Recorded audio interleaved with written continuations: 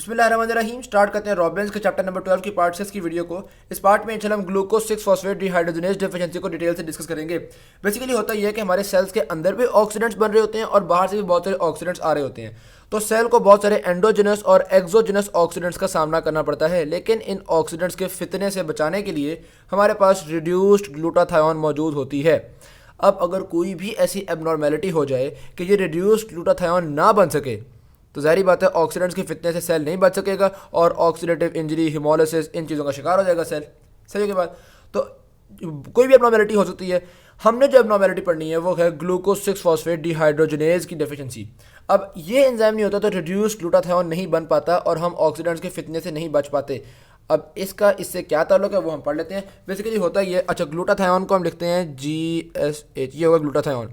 इसकी reduce form show करने के लिए मैं कहता हूँ जी R, ठीक है। तो ये हो गया रिड्यूस ग्लूटाथायोन। अब सेल के अंदर आ गया एक ऑक्सीडेंट। इस ऑक्सीडेंट के फितने से बचाने के लिए रिड्यूस ग्लूटाथायोन कहता है कि यार ऑक्सीडेंट भाई देखो, तुम सेल की मुख्तलिफ चीज़ों को नुकसान ना पहुंचाना, तो मुझे ऑक्सीडाइज कर लो। तो ऑक्सीडेंट कहता है चलो ठीक है। तो ऑक्सीडेंट को इनएक्टिवेट करने के लिए या इसके इफेक्ट को ख़त्म करने के लिए ये रिड्यूस ग्लूटाथायोन कन्वर्ट हो जाता है ऑक्सीडाइज्ड ग्लूटाथायोन के अंदर। सही हो गया बात, और ये ऑक्सीडेंट हो गया ख़त्म। तो इस तरह सेल का जो रिड्यूस्ड ग्लूटाथायोन है वो इस्तेमाल हो जाता है और ऑक्सीडाइज्ड ग्लूटाथायोन बनता रहता है। अब ये ऑक्सीडाइज्ड ग्लूटाथायोन किसी काम का नहीं है, ये किसी ऑक्सीडेटिव को ख़त्म नहीं कर सकता, क्योंकि ऑक्सीडेटिव कहेगा तुम तो पहले ही ऑक्सीडाइज्ड हो। सही है। तो इस ऑक्सीडाइज्ड ग्लूटाथायोन को दोबारा रिड्यूस्ड ग्लूटाथायोन में कन्वर्ट किया जाता है ताकि दोबारा हम एक ऑक्सीडेंट से कह सकें कि भाई देखो नुकसान ना पहुंचाना, एक और ऑक्सीडेंट की फितने से बच सकें। ये जो दोबारा कन्वर्जन की है, इस कन्वर्जन में एंजाइम इस्तेमाल होता है ग्लूकोज 6 फॉस्फेट डिहाइड्रोजनेज। ठीक है, तो ग्लूकोज 6 फॉस्फेट डिहाइड्रोजनेज इस्तेमाल हो गया। अब अगर कोई ऐसी म्यूटेशन हो कि ये वाला एंजाइम ना बन सके तो जाहिर सी बात है कि रिड्यूस्ड ग्लूटाथायोन की सेल में कमी हो जाएगी और हम ऑक्सीडेंट के फितने से नहीं बच सकेंगे। सही। अब ग्लूकोज 6 फॉस्फेट डिहाइड्रोजनेज जाहिर बात है एक एंजाइम है, तो एक प्रोटीन है। इस प्रोटीन को प्रोड्यूस करने के लिए भी कोई ना कोई जीन्स होती होंगी। तो इसको प्रोड्यूस करने के लिए जो जीन्स होती हैं वो हमारे एक्स क्रोमोसोम पे मौजूद होती हैं और इसकी बहुत सारी टाइप्स, बहुत सारी अलील्स हो सकती हैं। तकरीबन 400 वेरिएंट्स मौजूद हैं हमारे पास। उन 400 में से चंद वेरिएंट्स ही हैं जो कि डिजीज़ कॉज करते हैं, यानी ज़्यादातर अलील्स में नॉर्मल काम हो ही जाता है। चंद अलील्स, चंद जीन्स ऐसे हैं जिनमें इसकी शदीद कमी का सामना करना पड़ता है और बंदे को डिजीज़ हो जाती है, प्रॉब्लम हो जाती है। यहाँ तक बात समझ में आ गई। एक एबनॉर्मेलिटी, एक अलील उन्होंने डिस्कस किया हुआ है और वो है, उस अलील को हम कहते हैं glucose 6 phosphate dehydrogenase A negative.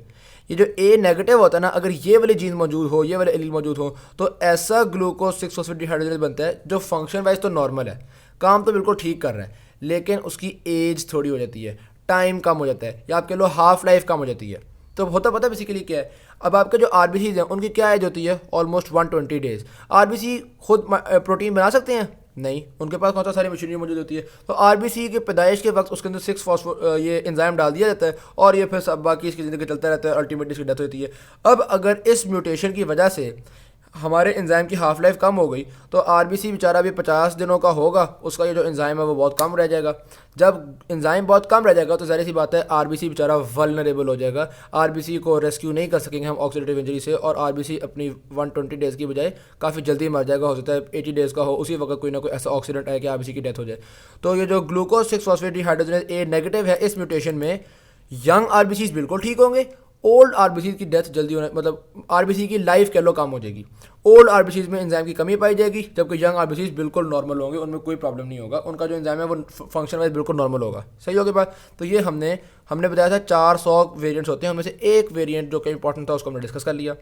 अब आते हैं हम पैथोजेनेसिस की तरफ। ये तो इन्होंने इंट्रोडक्शन में ही आधे से ज़्यादा पैथोजेनेसिस बता दिया कि आप इनका इलाज करें, लेकिन अब हम आते हैं पैथोजेनेसिस की तरफ। सीधी सी बात है जनाब, ये जो आपके पास जिन लोगों में इस एंजाइम की डेफिशिएंसी होती है उन लोगों में हमारे पास ट्रांजिएंट एपिसोड्स आते हैं, यानी कि कभी कभी अचानक उनकी बॉडी के अंदर हिमोलिसिस बढ़ जाता है, आरबीसी का ब्रेकडाउन बढ़ जाता है, इतना ज़्यादा होता है इवन इंट्रावैस्कुलर ब्लड वेसल्स के अंदर ही आरबीसी टूटना शुरू हो जाते हैं। ऐसा क्यों होता है? देखो, हर वक्त तो ऑक्सीडेंट्स का फितना नहीं होता ना, कभी इन्वायरमेंट से कोई ऑक्सीडेंट्स का फितना आया तो सेल के अंदर इसकी कमी थी, जिसकी वजह से इसकी कमी थी और सेल बेचारा तबाह होना शुरू हो जाएगा। तो वो क्या फितने हो सकते हैं, कोई इर्द गिर्द से एजेंट्स, ड्रग्स वगैरह हो सकते हैं, कोई भी ऐसी चीज़ हो सकती है। अब कौन कौन से ड्रग्स हैं जो ऐसे नुकसान कॉज कर सकते हैं, वो बता रहे हैं जी। एंटी मलेरियल्स कर सकते हैं, सल्फोनामाइड्स कर सकते हैं, निट्रोफुरेटोइन कर सकते हैं, एस्पिरिन कर सकते हैं, विटामिन के डेरिवेटिव्स भी कुछ कर सकते हैं। तो ये सारे वो ड्रग्स हैं जो कि ऑक्सीडेंट्स का फितना क्रिएट करते हैं। अगर इसकी कमी हुई तो ज़ाहिर बात है सेल्स का हेमोलिसिस होना शुरू हो जाएगा। ये बात समझ में आ गई। उसके अलावा इन्फेक्शन भी बड़े खतरे की बात है। पता होता है कि जब इन्फेक्शन होती है ना, तो आपकी बॉडी बैक्टीरिया से बचने के लिए या जो भी इन्फेक्टेंट है उससे बचने के लिए प्रोड्यूस करती है ये हाइड्रोजन पेरोक्साइड वगैरह। तो इन हाइड्रोजन पेरोक्साइड के फितने से बचने के लिए आरबीसी के पास तो रिड्यूस ग्लूटाथाइन होता है, तो इसलिए आमतौर पर हाइड्रोजन पेरोक्साइड वगैरह से बैक्टीरिया मर जाते हैं और बॉडी के अपने सेल्स बच जाते हैं। लेकिन अगर इस एंजाइम की डेफिशिएंसी हुई तो बॉडी के अपने सेल्स भी डेड होना शुरू हो जाएंगे। तो इन्फेक्शन बड़ी नुकसानदेह हो जाती है। इन्फेक्शन की वजह से बॉडी के अपने सेल्स खराब होना शुरू होते हैं। किस तरह खराब होना शुरू होते हैं, हाइड्रोजन पेरोक्साइड वगैरह सेल्स को डैमेज करते हैं। इवन आपके आरबीसी के अंदर जो मौजूद हीमोग्लोबिन है ना, उसको भी ख़राब करते हैं, उसकी ग्लोबिन चेन्स को ख़राब करते हैं। और ग्लोबिन चेन्स ख़राब हो जाने की वजह से जो आरबीसी है ना, वो ऐसा हो जाता है कि फिर वो ग्लोबिन चेन्स जो है वो एक्यूमुलेट कर जाती हैं, वो इंक्लूजन सी बन जाती हैं और सेल के अंदर ही ऐसे करके मेम्ब्रेन पे चिपक सी जाती हैं, तबाही मचा देती हैं। अक्सर तो इतना मेम्ब्रेन को ख़राब कर देती हैं कि सेल जो होता है वो ब्लड वेसल के अंदर ही टूट जाता है। इंट्रावैस्कुलर हेमोलिसिस ही करा छोड़ती हैं। अक्सर इतना ज़्यादा मसला बन जाता है, ठीक है। और कभी कभी ये होता है कि वो ऐसे बस बॉडीज़ की फॉर्म में अंदर रहती हैं। इनको हम नाम देते हैं जी हेन्स बॉडीज़। इंपॉर्टेंट चीज़ है ये, हेन्स बॉडीज़ क्या होते हैं ये यहाँ पे लिखा हुआ है। तो आपको पूछे हेन्स बॉडीज़ क्या होता है, तो ग्लूकोज 6 फॉस्फेट डिहाइड्रोजनेज की डेफिशिएंसी से हमारा हीमोग्लोबिन के प्रेसिपिटेट्स बन जाते हैं, क्योंकि ग्लूटाथायन कम हो गया। जब ऑक्सीडेंट्स आएंगे हीमोग्लोबिन को इफेक्ट करेंगे और हीमोग्लोबिन के प्रेसिपिटेट्स बनेंगे, उनको हम कहते हैं हेन्स बॉडीज़। ये आपको यहाँ पे पैथोजेनेसिस जो मॉर्फोलॉजी है उसमें भी आपको ये आरबीसी के अंदर इस तरह की बॉडीज़ नज़र आएंगी। गुड हो गई बात। अच्छा, अभी जब हेन्स बॉडीज़ बन गई हैं, इस तरह के आरबीसी जब आपकी स्प्लीन में से गुजरेंगे तो स्प्लीन कहेगी ये क्या है, तो फैगोसाइट्स जो होते हैं वो इस जगह से इन बॉडीज़ को रिमूव करते हैं। तो आपका जो आरबीसी है वो ऐसे वो जो कुछ इस तरह का हो जाता है, वो जिस तरह एप्पल का लोगो होता है ना, ऐसे लगता है यहाँ से किसी ने बाइट की हुई है। तो इनको हम नाम देते हैं बाइट सेल्स। सही के बाद यार ये जो टर्म्स होती है ना, ये थोड़ी सी इंपॉर्टेंट होती हैं क्योंकि ये एमसीक्यू वगैरह में आ सकती हैं। हेन्स बॉडीज़, बाइट सेल्स, ये डायग्राम भी आप देखते हैं, ये हमारे पास एक बाइट सेल मौजूद है। सही के बाद तो बाइट सेल होते हैं जिसमें हेन्स बॉडीज रिमूव की होती हैं, और ये बाइट सेल एक दफ़ा तो बच गया, ये दोबारा सर्कुलेशन में जाएगा, तो दोबारा स्प्लीन में से गुजरेगा, स्प्लीन का है ये किस तरह का आरबीसी है, इसको पकड़ के ख़त्म कर देगा। तो हेमोलिसिस जो होती है हमारे पास बढ़ जाती है। सिंपल सी बात है, कोई इसमें मुश्किल चीज़ नहीं है। क्लिनिकल फीचर्स की बात की जाए तो एक तो बात है मेरे को, ये एक्स लिंक्ड है। अब मेल्स के अंदर क्या होता है, एक एक्स होता है, एक वाई होता है। अब मेल्स में एक ही तो एक्स है, अगर ये एक्स ख़राब हुआ तो सारे आरबीसी ख़राब होंगे। ये एक्स अगर ये वाला हुआ ग्लूकोज 6 फॉस्फेट डिहाइड्रोजनेज ए नेगेटिव, तो सारे ही आरबीसी ए के जैसे पैदा होंगे, ठीक है। तो मेल्स के अंदर जो भी प्रॉब्लम आती है वो सारे आरबीसी में आती है। लेकिन जो फीमेल्स हैं, अगर उनमें 2 एक्स होते हैं, तो अगर एक एक्स नॉर्मल है और एक एक्स में प्रॉब्लम आ गई है, तो ये होगा फीमेल के आधे आरबीसी नॉर्मल होंगे और आधे आरबीसी में प्रॉब्लम आ जाएगी। गुड हो गई बात। फिर वो 2 तरह के वेरिएंट्स डिस्कस कर रहे हैं। एक तो ग्लूकोज 6 फॉस्फेट डिहाइड्रोजनेज ए नेगेटिव वेरिएंट, वो हमने देख लिया है। उसमें पता चल गया आरबीसी की जो एज है वो थोड़ी कम हो जाती है, लेकिन ज़्यादा मसले की बात नहीं, क्योंकि आपकी बोन मैरो ज़्यादा आरबीसी प्रोड्यूस कर लेगी और प्रॉब्लम को ओवरकम कर लेगी। और एक और ज़रा सोयर होती है, वो होती है ग्लूकोज 6 फॉस्फेट डिहाइड्रोजनेज मेडिटेरेनियन, ठीक है। इसमें ज़्यादा इशूज़ बनते हैं, ये ज़्यादा सोयर फॉर्म है। सही की बात, तो 2 ही फॉर्म का उन्होंने जिक्र किया है।